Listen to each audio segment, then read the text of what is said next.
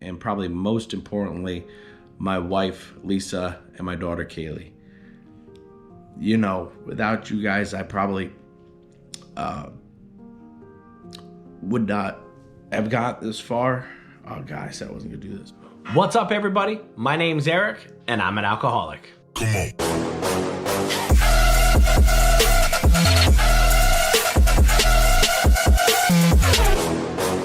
What's up, everybody? Sober day number 180 here. Finally did it. I hit 6 months clean and sober. It's been, a long road. It's been a road that I've had to work to get to. A lot of it was easy. There were some tough, difficult moments to deal with. It was easier than I thought it would be, but at the same time, there were some days that, did scare me, and I got a little nervous. You saw some of the previous videos. The one video in particular where I had to rush to an AA meeting early on in my recovery. I never thought I'd get to this day, if I'm being completely 100% honest. I knew I wanted to be sober. I knew I had to get sober. But if I'm being completely honest with you, I figured there'd be more bumps in the road along the way. So what did I do differently this time? How did I get to 180 days? How did I hit this 6-month mark today? And I haven't made a video here in the past 2.5 weeks, as you guys know. And it's because I wanted to put a lot of thought and time into this, and I was getting excited, I was nervous, I was anxious, because any former addict will tell you, you start getting to those milestones, and that's when we tend to slip up. So I was just kind of really paying attention and really working on everything I've learned. I had a lot of stressors lately that I've had to go through, and I really got to use those tools that I've been learning over the past 6 months. When I hit my last time I was trying to get sober, and I hit 30 days, hit that 30-day mark, that was the night I went out and relapsed, at a milestone. And so I figured today, I'd share with you, especially for anybody who's thinking of going sober, or anybody who's just interested, how did I do it? How did I get here? Because I'll tell you right now, I've tried the cold turkey method before. That don't work. We all know that. Maybe for some people, but just not for me. I have done, groups and AA meetings in the past. This time, though, a little bit more in depth. The first thing I did differently than any other time was I truly made the decision that I was done drinking alcohol. I was over it. I had reached all the points. Some people say you got to hit your rock bottom, and it definitely was rock bottom for me, I guess, but everybody's rock bottom is different. But for me, it was a combination. My rock bottom was a combination of a lot of different things coming together. It was my daughter not speaking to me. It was pancreatitis for the 3rd time and being in the hospital for the 2nd time with it. It was legal reasons. It was just everything coming to a head at one point in time, and life just became unmanageable. I wasn't living life on life's terms anymore, I was living on my own terms, and my own terms weren't working, and I was tired. I was mentally, physically drained. Again, my body was starting to kind of shut down in certain areas with my pancreas and my liver. And I knew I was just done. So that was the first thing, was realizing that I have finally reached that point where I'm done. I don't want to do this no more. I'm over this. I don't want it. Like I just want to live a normal life. And for me, a normal life has to be sober. Some people can live a normal life where they go and enjoy and socially drink, and that's totally fine. I couldn't do that. I had to accept that fact, and I finally did. Next thing I did was, I started going to intensive outpatient. Now, due to the pandemic, it's all been over the phone, but I was doing, at one point, 3 groups a day, over the phone for about 3 to 4 hours in the morning, as well as 2 AA meetings minimum a week. And that helped keep me on track. That helped me to start developing the tools that I needed to move forward and succeed. And this time, because again, I've been in treatment before, this time I took it seriously. I was listening. I was taking notes. I was really paying attention to what they were saying on how to deal with things, how to notice triggers, how to start dealing with problems the way that a normal human being should handle problems. For me, it was always going to the bottle. I'm stressed, go get the bottle. If something angered me, it was reach for the bottle. It was always reach for the bottle. That was my answer to everything. And so I never had developed tools in life to deal with situations as they came up, no matter what they were. It was always just drink and forget, right? And then keep doing that until eventually whatever said problem is goes away, or you're just not thinking about it no more. So doing these groups and doing the AA meetings and doing all those things, that really started giving me the tools to start dealing with life. And as I started using these tools and implementing them, it got easier and easier to stay sober. As things would pop up, I could deal with them. As triggers would appear, I could recognize them. That was huge. I didn't realize how many triggers I had. Simple triggers too, like just going into the gas station and seeing the beer cave, would trigger me to go, yeah, drink it sounds like a great idea right now, even though it's only 2:00 on a Thursday in the afternoon, So that was one of the first things I did. The other thing I did was I started putting a plan in place for everything I did. I made a promise to myself that if anything became too much at any point in time, and I put a plan in place before I go out every day, if anything became too much, I would, no matter what was going on, go home. Get out of there, go home. And I used that plan a few times. I didn't want to be, as you guys know, I said in other videos, I didn't want to be the guy that everybody had to be different around. I didn't want you to have to be different around me.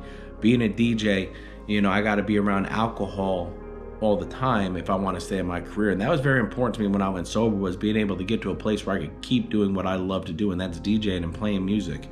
And unfortunately, being a DJ, most people that are listening to you, I say most, I mean damn near all, are drinking, right? So I'm around alcohol a lot. So I didn't want people like my family and friends to not be able to be themselves and put the kid gloves on when I came over. And I know some people do ask for that, and that's okay, But for me, I had to try to desensitize myself to it.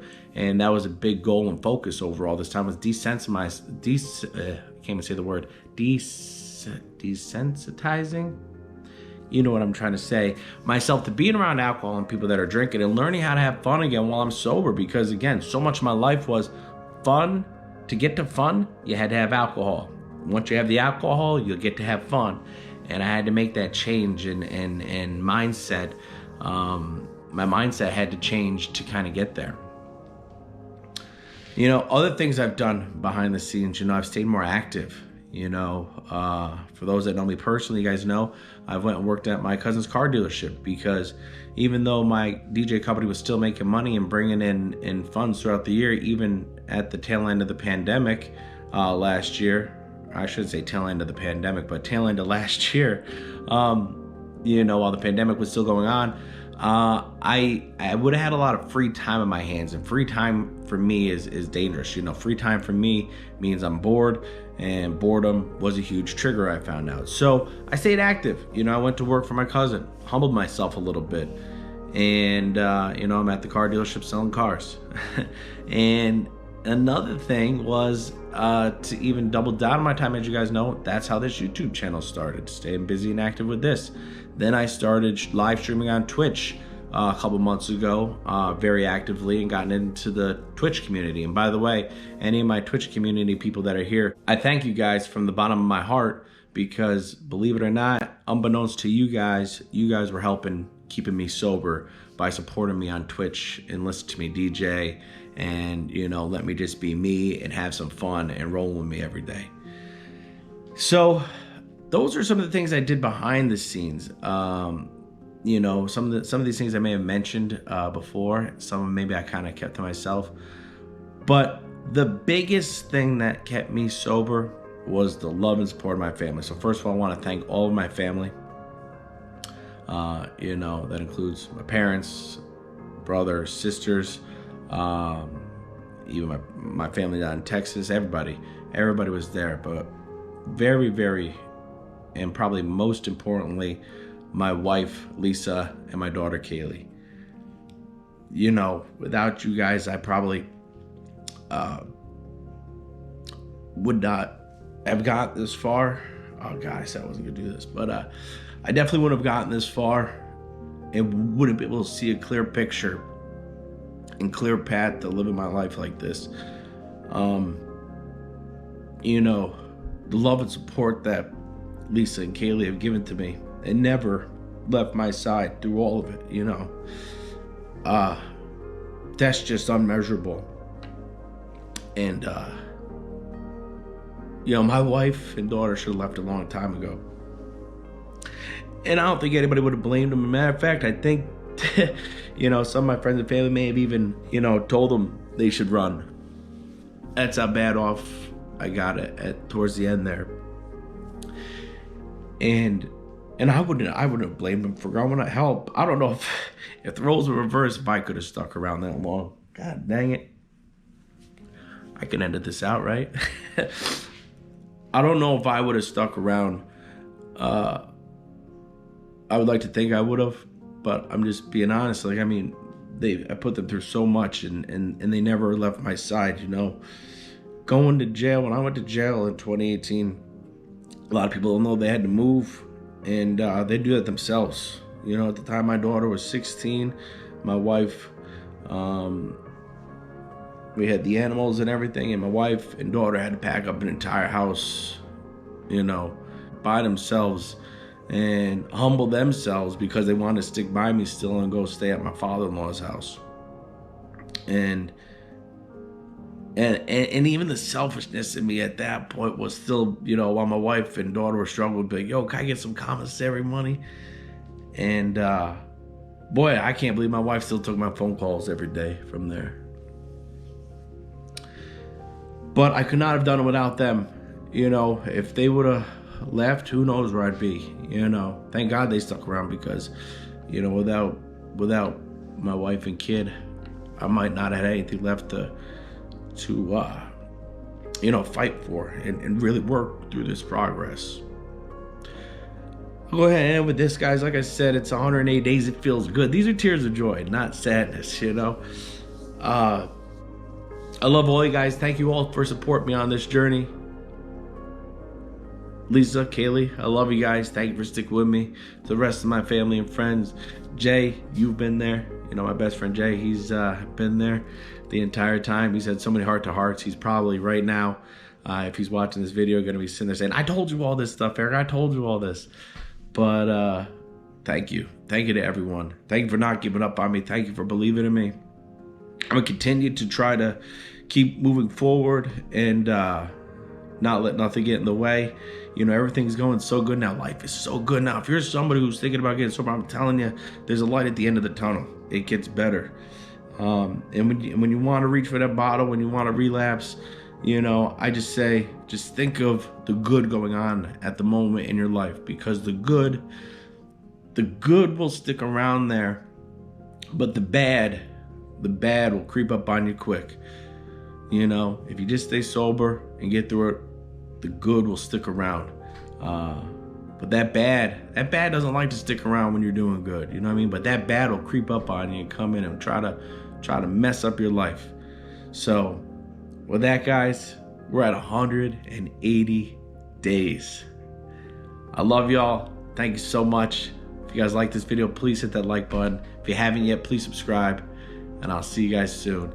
And I'll work on getting more uploads. I just, you know, I was so close to this 180. It's all I could focus on. And so thank you. Bye.